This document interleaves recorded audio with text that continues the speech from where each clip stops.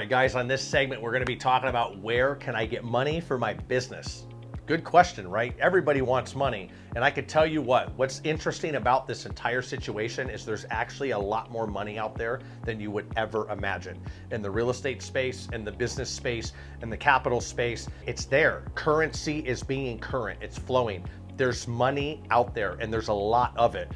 You just have to go find it. By the way, quick tip here before we get in family offices, one of the three major problems of family offices is they don't know where to put some of their money. They literally don't have enough opportunities in front of them to put their money into. That should say enough about the entire space from the top down, right? But we're gonna zoom in micro and we're gonna talk about where do you get money for your business? You're starting your business, you want your business to succeed.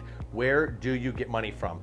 I've successfully bootstrapped over 6-7 businesses now to $1 million in revenue or more, and that was ourselves. Me and my wife, no other help, no outside help, literally ground up, nothing else. Now, I don't advise that. If you want to have a good challenge, then do that. But you're going to need to pull money from somewhere. We've talked about this in a couple earlier segments now, and of course, self-funding and bootstrapping is one of them, like I did. Now, what are the pros and cons of that? Pros of bootstrapping is you have the control, you don't have to answer to somebody else, you don't have to give an equity stake away to somebody else. There's many others, right? And you can control exactly what goes on. The biggest pro in my mind is you know everything that's happening in the business at every step of the way, and psychologically, it's your money. So you're gonna be a little bit more careful with your money and where you spend it to make sure that it's actually going to a good cause versus the psychological aspect and position when you get investment from somebody else. Ultimately, subconsciously, it's like, it's not my money.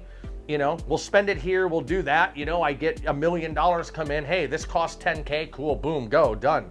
Whereas you didn't get 3 bids, you didn't check out and say that 10K was actually the highest, you could have got something for 2.5K, you know, is a median, and you had an outlier charge you 10, because it happens. People will prey on new business and new founders because they know that if they're getting investment, that they're gonna go out there and ultimately they are going to be spending like crazy. Don't do that. That's a mistake. So the cons for this are going to be time. It's going to take more time and more effort. And of course, if you need to build a team, the progress could be a little bit slower. If you're heavy on the marketing, this helps, but a lot of people don't know marketing. So now you need money to pay for a marketing agency. These are things that I did early on because these were skills that I stacked, and starting over 20 businesses and being involved in many more as a consultant and as a general partner, as an advising consultant, key partner. These are things that I'm able to teach now, right? And this is what brings my credibility to videos like this. So I could tell you, learning skills like basic accounting and basic financials, marketing, and of course, details within marketing, the basics, you know, content, ads, things like that. This will set you better off. You need to know your industry, but ultimately, these are skills that you could stack on many businesses down the road.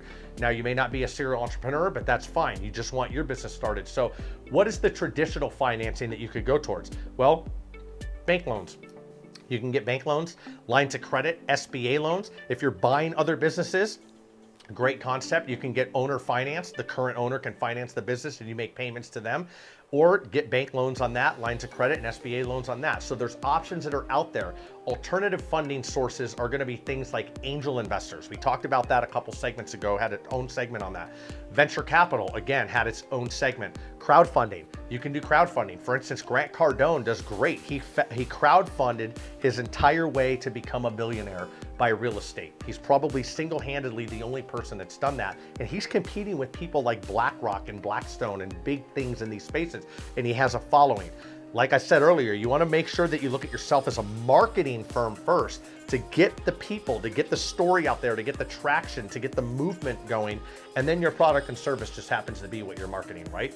You can get grants as well. There are grants out there. Check sources online. GPT it, Google it, whatever you need to do. The sources are out there. If you want more information on this, we have an entire group where we have videos, we have people in it. You can click below. I'll have a link in the description, and that'll show you some more details. And we have resource guides for you as well. And those should be below this on the website, right? So creative options, obviously family and friends, right? Pre-selling products or services. A lot of people think, hey, I need a product, I need a service, I need to start doing this now. You could actually start your business up front with something of an information product first to get money coming in, and then ultimately later on, you use the money that's coming in to start funding some of your projects or do something else that's in the same vertical as your business, right? Selling knowledge is easy.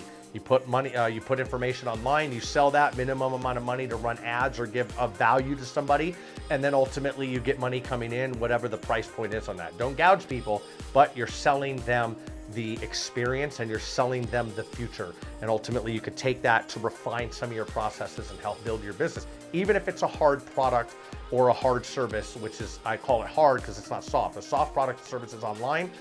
In my terminology, hard product is like a physical product that you could touch, manufacturing, business, things like that. So now we're diving in and we're gonna talk about choosing the right source, right? Matching funding type to your business and your needs. If you go with angel investors, they're going to be consultants to you. They're going to help guide you. If you're doing, and they're going to want a portion of your business. Venture capital firms also going to want a portion of your business. They're going to want an equity stake in it. Therefore, yes, you have the concept, you have your business plan, you can go forward, but ultimately these people are going to be directing you on where to go. So you don't have the complete open space that you think you have if you have your own company. You have a limited vertical, right? And you have blinders on in a sense because you can't do certain things. But it's also better because these are people that are tried and tested and proven patterns and situations in other businesses. And they're the ones that can guide you and help you and say, do this, don't do this. Here's why you don't want to do this. So weigh your options, look at your information, get your business plan in line first. You have to do this first because you need to know how much money that you need up front. And if you want, go online, look up Marcus Lemonis, The Profit. If you don't know that already, phenomenal. Over 100 episodes on that where he comes into businesses and he helps fix failing businesses. Why is this great? Because you see what other people are doing to fail. You see the resistance, you see the egos, you see the problems, and you can simply go, literally make a list. Don't do this, don't do this, don't do this.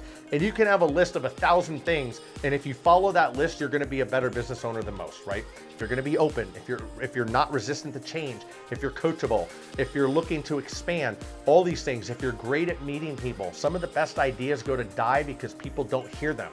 They don't get presented these ideas and these problems and these solutions.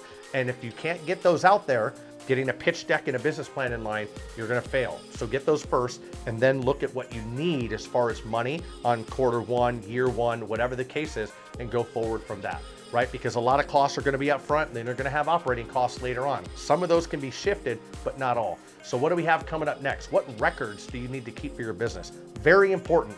This one is probably one of the most important. You don't wanna violate this. We'll see you on the next one.